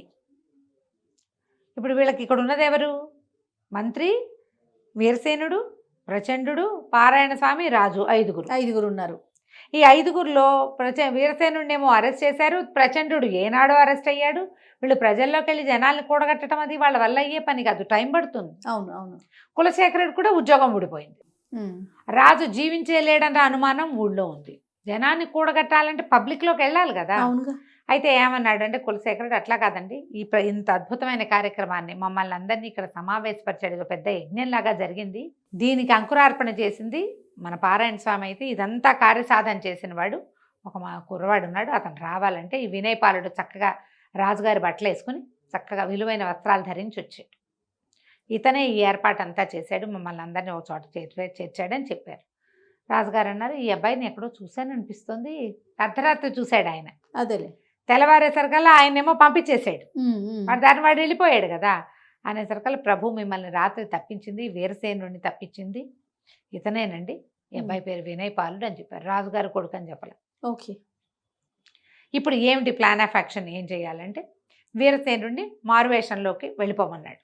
వెళ్ళిపోయి నీకు ఎంతమంది ఉన్నారు, ఎవరున్నారు, ఎంతమంది రాజుగారికి రాజభక్తి ఉన్నవాళ్ళు, పాతరాజు మీద భక్తి ఉన్నవాళ్ళు, రాజును చూసి 15-20 సంవత్సరాలు అయింది వాళ్ళు, ఆవిడ సభలు చేయనిచ్చేది కాదు సుమరేఖ. తర్వాత ఆయన హౌస్ అరెస్ట్ చేసేసింది క్రమంగా. వాళ్ళ అన్నయ్య రాజుగా చెల్లమణి అవుతూ వచ్చాడు. ఓకే, మామూలుగా ఏ రాజ్యానికి ఆ రాజ్యం రాజుల మీద భక్తి ఉంటుంది, వాళ్ళ పూర్వకాలం నుంచి వాళ్ళ తండ్రుల్ని సేవించిన ప్రీతి ఉంటుంది వాళ్ళకి. ముందు ప్రీతి ఉన్న దళవాయిల్ని వాళ్ళని కూడగట్టుకోవాలి, వీరసేనుడి పని అది. మంత్రి గారు వెళ్ళిపోయి ఎవరు రాజవర్మకి అనుకూలరు, ఎవరు యువరాజును కోరుకుంటున్నారో మీరు ఈ పక్క నుంచి సెన్సెస్ తయారు చేయండి, దసరా నాటికి ఈ పని చేద్దాం. ఎందుకంటే దసరా చాలా అత్యద్భుతమైన ఉత్సవాలు జరుగుతాయి ఇక్కడ. ఈ ఉత్సవాలలో మనం మన విప్లవాన్ని తీర్చుకోవచ్చు. ఈ లోపల మనం ఈ 3-4 నెలల్లో జనాల్ని గ్యాదర్ చేద్దాం. రాజు తప్పించుకుపోయాడు అనేది తెలిసిపోయింది లోపల. కానీ ఆయన ఎట్లా తప్పించుకెళ్తాడు అనేది, ఏ రకంగా వెళ్ళగలిగాడో వాళ్ళకి తెలియలే. గోడ మీద చీకటి చిన్నరాజు రాయబడి ఉంది. మళ్ళీ ఎట్లా ఏం చేయాలి అంటే, ఏముంది చేయడానికి, కనపడితే చంపేద్దాం ఈసారి అంతే. మనం విప్లవం తెస్తున్నారు తిరుగుబాటుదారులు అని అనిపించిన వీరసేనుడిని లోపల పెట్టాం, వాడు తప్పించుకున్నాడు. కులశేఖరుడు కనిపించట్లేదు. వీళ్ళంతా ఏం చేస్తారు, మన దగ్గర సైన్య బలం ఉంది, మన వాళ్ళందరినీ పిలిపించుకుందాము అని చెప్పి తమ జనాన్ని కొంతమందిని దింపుకున్నారు సుమరేఖ రాజవర్మ కలిసి. కానీ పండగలు పబ్బాలు మానలా వాళ్ళకి ఏంటంటే చాలా మహా సరదా పండగ రోజుల్లో చేయించుకోవటం. అన్ని పండగలు బ్రహ్మాండంగా చేస్తారు. ఈ ఉత్సవాలు మొదలవుతాయి కొద్ది రోజుల్లో, దానికి ఏర్పాట్లు అవుతున్నాయి ఊరంతా. కానీ ఊళ్ళో ఒక గగ్గోలు మొదలైంది. రాజు బతికే ఉన్నాడని, ఆయన మళ్ళీ రాజు అవటానికి సిద్ధంగా ఉన్నాడని, ఏదో జరగబోతోందని, తలా ఒక కత్తి కటారు పట్టుకునైనా యుద్ధానికి సిద్ధపడాలని ఒక ఇది ప్రచారం జరుగుతుంది. ప్రచారం ఇదంతా ఎలా ఉంది, లోపల లోపల జరుగుతుంది. రాజుకు అనుకూలమైన వాళ్ళందరూ వీటితో పడలేకపోతున్నాం, వీడు మా డబ్బు బంగారం అంతా లాగేస్తున్నాడు. పాతకాలంలో 10% కడితే ఇప్పుడు 25% పన్నులు లాగేస్తున్నారు, శిస్తులు లాగేస్తున్నారు. ఏదైనా ప్రాబ్లం వచ్చిందంటే మరణమే, ఇంకా రెండోది లేదు, ప్రశ్నిస్తే మరణం, వీడి నుంచి తప్పించుకోవాలి. దాంతో చాప కింద నీరులాగా ఇతని వ్యతిరేకులు ఊరంతా తయారయ్యారు. ఎప్పుడు ఏ రోజున తిరగబడిపోతారో తెలియదు. ఇలా అట్టుడు లోపల లోపల ఉంది. వీళ్ళు ఏమనుకుంటారంటే మన దగ్గర సైన్య బలం ఉంది, డబ్బిచ్చి జనాల్ని కూడగట్టుకుంటామని వీళ్ళు ఇంకా కొంచెం సైనికులకి జీతాలు భత్యాలు అన్నీ పెంచి, వీళ్ళేం చెప్తున్నారంటే జీతం ఇస్తే తీసుకో, సమయం వచ్చినప్పుడు తిరగబడు అంతే. జీతాలు వద్దని ఎందుకంటే ఇప్పుడు తిరగబడద్దు, సమయం వచ్చినప్పుడు తిరుగుబాటు చేద్దామని అందరికీ ఒక్కొక్కళ్ళకి చెప్పి పెట్టారు. రకరకాల వ్యవహారాలు నడుస్తుండగా దసరా పండగ వచ్చేస్తుంది. ఎలా చేయాలి? దసరా పండగ వచ్చింది. దసరా పండగప్పుడు ఉత్సవాలు జరుగుతాయి. ఆ ఊళ్ళో కళ్యాణిలో ఉత్సవాలు ఉంటాయి. ఊరంతా ఉత్సవ సంరంభంలో ఉంది. ఈ లోపల నుంచి దారులు తెలిసిన కులశేఖరుడు, అతనితో పాటు వీరసేనుడు, తర్వాత ప్రచండు, యువరాజైన వినయపాలుడు. యువరాజని రాజుగారికి తెలియదు, కానీ వీళ్ళు ఏం చేశారంటే రహస్య ద్వారాల గుండా కోటలోకి ప్రవేశించారు. ఓకే. ఈ దీంట్లో ఏంటంటే ఆ రోజున చిన్నవి ముఖాలకి చిన్న కవర్లు వేసుకునేది, ఒక రకమైన ఏమంటారు మన ముఖ కవచాలు వేసుకునే పద్ధతి ఉంది. అందరూ కూడా రకరకాల రాక్షసుల ముఖాలు అట్లా వేసుకుని తిరుగుతున్నారు. ఆ వేషాల్లో వీళ్ళు వచ్చేసారు. అక్కడి నుంచి వీళ్ళకి ఎవరెవరు రాజుగారికి అనుకూలంగా ఉన్నారని అనిపించిందో వాళ్ళందరినీ మీరు ఊరేగింపులో మొదటి లైన్లో ఉండండి. ఓకే.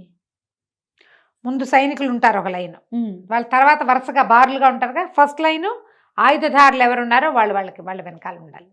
సపోర్టర్స్ వెనకాల ఉంటారు. కారము, మందులు, రంగులు అందించే వాళ్ళు వెనకాల ఉంటారు. వరుసగా ఏమి లేరు వాళ్ళు. అంతమందిని వీళ్ళు గ్యాదర్ చేయలేరు, కొంతమందినే చేయగలిగారు. ఎవడు ఆయుధాన్ని ప్రయోగించగలను అని నమ్ముతాడో వాడు ఏం చేయాలి, సైనికులు వెనకే ఉండాలి. అనగానే సైనికుడిని పడగొట్టేసేటట్టు. సైనికులు కూడా ఎవరో కాదు, వాడు ఏమైనా గొడవ చేస్తే కొట్టడానికి. ఓకే. వీళ్ళ వాళ్లే కదా వాళ్ళు కూడా. సుమరేఖ తాలూకు పుట్టింటి నుంచి వచ్చిన రాజవర్మ పాత సైనికులు కొద్దిమందే. మిగిలిన వాళ్ళంతా పెద్ద పెద్ద జీతాలతో ఇక్కడ లొంగదీసి ఉంచుకున్న వాళ్ళు, భయపెట్టి ఉంచుకున్న వాళ్ళు, రాజదండనకి భయపడిన వాళ్ళు, ఏదో ఉద్యోగం చేసినా చేయాల్సిందేనని భావించేవాళ్ళు. ఈ గుంపు జనాభా చాలామంది ఉన్నారు. ఎప్పుడైతే సరే వీళ్ళేమో కోట లోపలికి ప్రవేశించారు. వీళ్ళ దగ్గర ఏం చేశారు, వీళ్ళు అడవిలోంచి ఒక ప్రత్యేకమైన చెట్టు ఆకుల్ని ఎండబెట్టి పొడి చేసి ఉంచుకున్నారు. దానికి ముఖానికి కవచం లేకపోతే తుమ్ములు దురదలు వస్తాయి. ఓహో. ఈ దసరా పండగ రోజున ఉత్సవం నాడు అపరాజితాదేవిని ఊరేగించి చెరువులో కలుపుతారు, నదిలో. ఆవిడ ఆ రోజున వసంతం చల్లుతారు, బుక్కాలు చల్లుతూ ఉంటారు. ఊరంతా రంగులమయంగా ఉంది, అంతా రంగులు చల్లుతున్నారు. వీళ్ళేం చేశారు, ఈ పైకి వచ్చిన వాళ్ళ నలుగురు చేతుల్లోనూ వసంతం ఉంది. ఈ వసంతంలో వీళ్ళు ఆకుపొడి కలిపేశారు. ఈ దగ్గరికి వస్తూనే ఇలా ఊదే సాధనాలతోటి ఈ సుమరేఖ మీద రాజవర్మ మీద ఆ రంగు చల్లేశారు. ఓకే. ఇక పెద్దగా తుమ్ములు సైనికుల మీద కూడా పడ్డాయి. ఇది చల్లిన నలుగురు మాత్రం ఒంటికి కవచాలు వేసుకున్నారు. వాళ్ళ ఒంటి మీద పడలా, వాళ్ళ ముక్కులోకి వెళ్ళలా. ఎవరో దూరంగా నిలబడి ఉన్న సైనికులకి వీళ్ళ మీద రంగులు చల్లకూడదు. రాజు రాణి మీద ఎవరు చల్లుతారు? అవును, రాణిగారు, ఆవిడ అన్నయ్య రాజప్రతినిధి. కింద ఊరేగింపంతా ఊరంతా రంగులమయం, ఎవరి మొహం ఎవడికి ఏమీ కనిపించట్లా. ఈ చల్లబడిన రంగుల్లో సైనికులు కూడా తెలియలే. దగ్గరకు వచ్చిన వాళ్ళ మీద కూడా అది పడిపోయింది. ప్రతివాడు చేతులు కోకేసుకుంటున్నాడు, మొహాలు కోకేస్తున్నారు, పిచ్చి పిచ్చిగా తుమ్మేసుకుంటున్నారు. వీళ్ళ మీద ఎవరో రంగులు చల్లారని చుట్టుపక్కల దూరంగా ఉన్న సైనికులు పరిగెత్తుకొచ్చారు. పరిగెత్తుకొస్తే ఈ నలుగురు, ఇప్పుడు తుమ్మేవాడెవడో తుమ్మని వాడెవడో తెలియదు ఆ గుంపులో, అంతే. వాళ్ళ మీద పడి చాలా మంది వీళ్ళని పట్టేశారు. వాళ్ళకి అంగరక్షకులుగా ఉన్న వాళ్ళందరినీ పడుకోబెట్టేశారు వీళ్ళు. ఇంకా ఊళ్ళో ఊరేగింపు నడుస్తోంది. నడుస్తుంటే ఒక్కొక్క చోట అగో పైన సుమరేఖని రాజవర్మని పట్టేశారని కానీ సైనికుల్లో కొందరు తిరగబడంగానే ఈ వెనకాల ఉండేలు బద్దలు అట్టడి చిన్న చిన్న సాధనాలు కూడా పట్టుకున్న వాళ్ళు కూడా సైనికుల మీద తిరగబడిపోయి అందినవాడు అందినట్టు ఒక్కొక్క సైనికుడిని పెడరెక్కలు విరిచి కట్టిపారేశారు. ఓకే. ఒక్కడు వరే వదలండ్రా నేను మీ వాడినే అన్నవాడిని వదిలేశారు, గింజుకున్న వాడిని కట్టేశారు. ఊరేగింపు ఆగి అమ్మవారిని చెరువు దగ్గరికి పెట్టేశారు కల్లా 70% సైనికులకి తాళ్లే ఉన్నాయి. జనాలే మోసపోతున్నారు ఊరేగింపుని. అమ్మవారిని పూజారులు వాళ్ళు వీళ్ళు చెరువులోకి దింపేశారు. నదిలోకి దింపేసి వెనక్కి తిరిగి వస్తూ ఏం చేశారు, ఇంక ఈ సందడి ఏముండదు, ఎవరి దారిని వాళ్ళు ఇళ్ళకెళ్ళిపోతారు కదా. వీళ్ళల్లో చిన్న చిన్న గుంపులుగా ఏర్పడి తాళ్ళు కట్టేసిన సైనికులను ఈడ్చుకొచ్చారు కొంతమంది. దేవాలయపు వ్యవహారం అంతా ముగిసిపోయింది, వాళ్ళ దారిని వాళ్ళు వెళ్ళిపోయారు. వీళ్ళందరినీ సభాభవనం దగ్గరికి కోట దగ్గర గుమ్మం దగ్గరికి లాక్కొచ్చేసారు. లాక్కొస్తే కొంతమంది ఒక్కొక్కడు వరే బుద్ధి గడ్డి తిన్నారా నాయన, ఎవరు దొరికారు, మనకి యువరాజు దొరికాడా మహారాజు దొరికాడా, దేనివల్ల ఇదంతా చేస్తున్నారా, ఈ గలభా ఎందుకురా అంటే మహారాజే ఆయన తప్పించుకున్నాడు అనగానే కొంతమంది తాళ్ళోడు దిగేసుకున్నారు స్వతంత్రంగా. ఓకే. ఒక ఇంతలో పెద్ద కొమ్ము బూర మోగింది, కోట వశమైపోయింది అని రాజుగారు ప్రవేశించాడు. అన్ని సంవత్సరాల తర్వాత రాజు నా కోట మీద చూస్తుంటే సంతోషించారు. ఆయన గడ్డం మీసని నెరిసిపోయినాయి, తలకాయ ముగ్గుబుట్టు అయిపోయింది, ఉంగిపోయాడు మనిషి. మరి 20 సంవత్సరాలు అయిపోలా. పిల్లలు కూడా లేటుగా పుట్టాడు ఆ పిల్లాడు, 50 దాటిపోయినాయి. ఓకే. అందరూ కేకలు పెట్టారు, సంతోషించారు. అక్కడి నుంచి అంతా సభాభవనం మొత్తం తెరిచేశారు, అన్ని గేట్లు లోపలికి ప్రవేశపెట్టారు. సుమరేఖను కూడా పట్టేశారు. ఆవిడ మొత్తం రాజుగారి పూర్వోత్తరపు నగలన్నీ వేసుకుని తయారైంది ఊరేగింపు చూడడానికి. నగలన్నీ ఒలిపించి తీసుకొచ్చేసారు. సుమరేఖని రాజవర్మని ఇద్దరిని పట్టుకొచ్చాక ఈవిడ్ని అడవిలో వదిలిపెట్టేయండి కట్టుబట్టలతోటి, రాజవర్మని వధించండి. ఇక వాళ్ళకేం ఆసరా లేదు. ఎవరెవరు సైన్యాన్ని తెచ్చుకున్నారో వాళ్ళందరినీ ఊచకోత కోసేశారు. అవతల నుంచి వచ్చారు కదా, వాళ్ళలో కొంతమందిని వదిలిపెట్టా, యువరాణితో యువరాణితో వెళ్ళిపోతారని వదిలిపెట్టా, వాళ్ళు మళ్ళీ తిరుగుబాటు చేయొచ్చు. వాళ్ళలో కొంతమంది తిరగబడ్డప్పుడే కొట్టేశారు. అంతేగా, పడుకున్న వాళ్ళు పడుకున్నారు, చచ్చిపోయిన వాళ్ళు చచ్చిపోయారు. అందరినీ పట్టేసుకున్నారు. అప్పుడు ఈ మొత్తం జనం అంతా చేరారు. ఆయన చెప్పాడు, నా పొరపాటు వల్ల, సౌందర్యం పట్ల వ్యామోహం వల్ల నేను సుమరేఖకి లొంగిపోయాను. ఆమె చెప్పిన మాట విన్నాను. అన్యాయంగా గర్భవతైన మణిమాలాదేవిని పంపించేశాను. ఆమె జీవించిందో, ఎవరన్నా చిరంజీవి జన్మించాడో లేదో కూడా మనకు తెలియదు. అత్యంత విశ్వాసపాత్రుడైన సైన్యాధిపతినేమో ఉరిదించాము. ఆ తర్వాత ఇంకా నాకు కూడా జీవితేచ్చిపోయింది. ఒక అనాసక్తి మొదలయ్యాక వీళ్ళు నన్ను అందులో బంధించేశారు. రాజ్యంలో మా తాత ముత్తాతల నుంచి వస్తున్నటువంటి సిస్టమ్ని కూడా వీళ్ళు మార్చేశారు. వాళ్ళ ఊళ్ళలో ఏం చేస్తారో అదే చేశారు. అదే ఇక ఈ పొరపాటు జరగదు. కానీ మణిమాల ఎక్కడుందో తెలిస్తే బాగుంటుందంటే వీళ్ళు మహామంత్రి చెప్పాడు, మణిమాలదేవి ఎక్కడుంటుంది ప్రభు, అంతఃపురంలోనే ఉంది, పదండి అని తీసుకెళ్తే ఇక ఆశ్చర్యపోయాడు భార్యను చూసి ఆయన.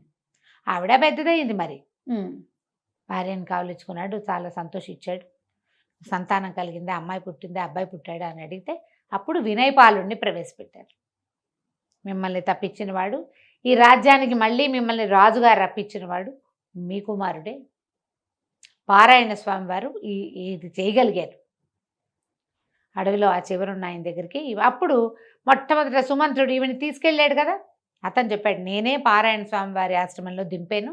చిరంజీవి అక్కడే పెద్దవాడయ్యాడు, నేను 4-5 సార్లు వెళ్ళి చూశాను, ఆయనే అన్ని విద్యలు నేర్పించారు. ఆ సుమంత్రుడు కూడా వచ్చి కొన్ని విద్యలు, రాజుగారు అంగరక్షకుడు కదా అతను, ఆ రథంతోలే అతను కూడా కొన్ని విద్యలు నేర్పించాడు అని చెప్పారు. చెప్పాక ఇంకేముంది, ఇక వెంటనే ఈయన తనని మళ్ళీ రాజుని చేసినందుకు పెద్ద ఉత్సవం చేసి కొడుకుని యువరాజుని చేస్తూ చుట్టుపక్కల రాజ్యాల వాళ్ళందరినీ పిలిచాడు. ఓకే. పిలిచేసరికల్లా వాళ్ళలో బోళ్ళంతమంది మా అమ్మాయిని ఇస్తాం, మీ అబ్బాయి 20 ఏళ్ల వాడు, వివాహయోగ్యమైన వయసే కదా, యువరాజు అయ్యాడు, రేపెప్పుడో మహారాజు అవుతాడు, పైగా ఇంత ప్రబంధాన్ని నడపగలిగిన వాడు రాజ్యాన్ని నడపలేడు, మా పిల్లని ఇస్తామంటే మా పిల్లని ఇస్తామని, కోట్లు కట్నం ఇస్తామని, అర్ధరాజ్యం ఇస్తామన్న వాళ్ళు కొంతమంది, మొత్తం రాజ్యం ఇచ్చేస్తామన్న వాళ్ళు కొంతమంది. ఈ ఊళ్ళో కూడా కళ్యాణిలో కూడా బ్రహ్మాండమైన కోటీశ్వరులు వాళ్ళు, పెద్ద పెద్ద ఆస్తులు ఉన్న వాళ్ళు కూడా మా పిల్లని కూడా చేసుకోండి అని వాళ్ళు కోటాను కానుకలు పెడతామని. ఈ మొత్తం వీళ్ళంతా ఇన్ని పెళ్లి సంబంధాలు 15-20 వచ్చేసరికల్లా రాజుగారు అన్నాడు, వీళ్ళలో ఒక అమ్మాయిని సెలెక్ట్ చేసుకోను, నీకు వీళ్ళతో వివాహం చేస్తాను అమ్మాయితో. అంటే ఇతను అన్నాడు, అట్లా కాదు, మామూలుగా వర పరీక్ష ఉంటుంది, నేను వధు పరీక్ష చేస్తాను. పౌర్ణమి నాటికి రాజకుమార్తెలందరినీ ఎవరెవరిని నా కోసం వివాహం కోసం మీరు అడుగుతున్నారో వాళ్ళందరినీ రాజభవనంలో ప్రవేశపెట్టండి, వాళ్ళల్లో ఒక అమ్మాయిని నేను సెలెక్ట్ చేసుకుంటాను అన్నాడు. ఆశ్చర్యపోయారు అందరూ. ఇప్పటిదాకా ఏమిటి మన వీళ్ళకి తెలిసింది స్వయంవరం, అంతే. రాజకుమార్తె వరించటం. ఎప్పుడు యువరాజులు వరిస్తామంటారు. యువరాజు వరించడం అంటే ఏ ఫోటోనో చూసి ఎక్కడైనా రోడ్డు మీద చూసి వరించడాలే కానీ ఇట్లా 15 మందిలో నేను ఒకరిని సెలెక్ట్ చేసుకుంటాను అనేది ఆ రోజుల్లో లేదు సిస్టమ్. అవును. అయితే ఒకళ్ళిద్దరు రాజులు ఏమన్నారంటే దానికేముంది, ఇప్పుడు ఇదేం సిస్టమ్ ప్రకారం జరిగింది, 20 ఏళ్ళ నుంచి ఆ అడవిలో ఉన్న పిల్లాడి వాళ్ళు యువరాజు అవలా, అతని పద్ధతి ఏమిటో చూద్దామన్నారు. కొంతమంది సంపన్న గృహస్థులు కూడా దీనికి ఒప్పుకున్నారు. మొత్తం మీద ఒక 20 మంది అమ్మాయిల్ని పంపించారు. ఆ రోజున ఏం చేశారట, పౌర్ణమి నాటి రాత్రి సాయంకాలం ఈ విందు జరిగింది. అతను అప్పుడప్పుడు వస్తున్నాడు కానీ పెద్దగా ఎవరి పట్ల ఆ అబ్బాయి శ్రద్ధ పెడుతున్నట్టు కనపడలే.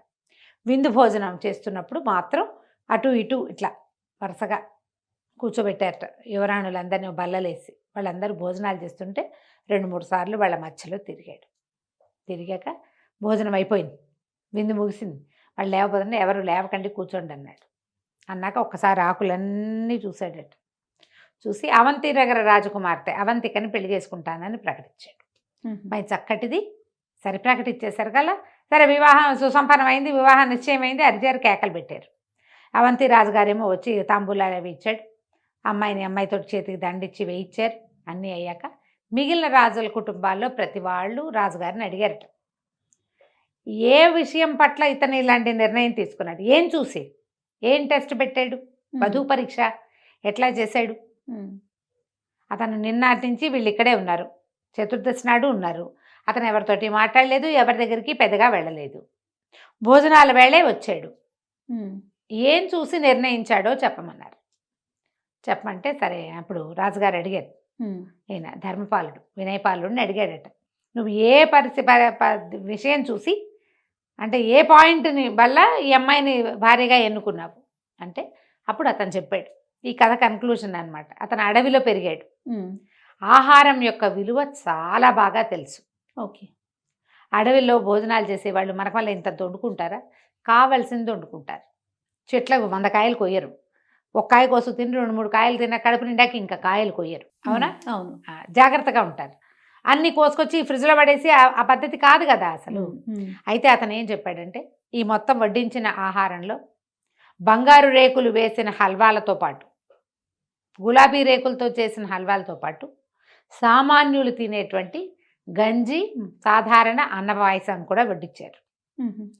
చాలామంది ఏం చేస్తారంటే ఇష్టం ఉన్నా లేకపోయినా అన్నీ వడ్డించుకుంటారు, పారేస్తారు, ఎక్కువ వదిలిపెట్టేస్తారు, తోసేస్తారు. రుచి చూసి కాస్త ఇంతుంటే అంత బాగుండకపోయినా ఆ కాస్త తినేసేవాళ్ళు కొంతమంది అయితే అది తినరు, ముట్టుకోరు. అసలు ఇది నాకు ఇష్టం లేదని ఉంటుంది ఆకులు, తెచ్చారు కాబట్టి వడ్డిపిస్తారు కానీ తినరు. తర్వాత శుభ్రంగా తినరు. మొహానికి అంటించుకునే వాళ్ళు కొంతమంది తింటుంటే పెదవులకు అంటుతుంటాయి. అక్కడి నుంచి చెయ్యంతా పూసుకుంటారు ఇంకొంతమంది, చుట్టూతా పోసుకుంటారు ఇంకొంతమంది. శుచి శుభ్రం లేదు, జాగ్రత్త లేదు, మర్యాద లేదు ఆహారం పట్ల. ఇలాంటి వాళ్ళని నేను చూడలేదు, నాకు నచ్చల. అవంతిక తనకు కావాల్సిందే వడ్డించుకుంది. బంగారు రేకులు పైన పరిచిన హల్వా పాయసం తిన్నట్టుగానే గంజిని కూడా రుచి చూసి తీసుకుంది. తన ఆకులో వడ్డించిన ఏ పదార్థమూ ఆమె పారేయలేదు. ఆమె అరిచేతికి అన్నం అంట్ల.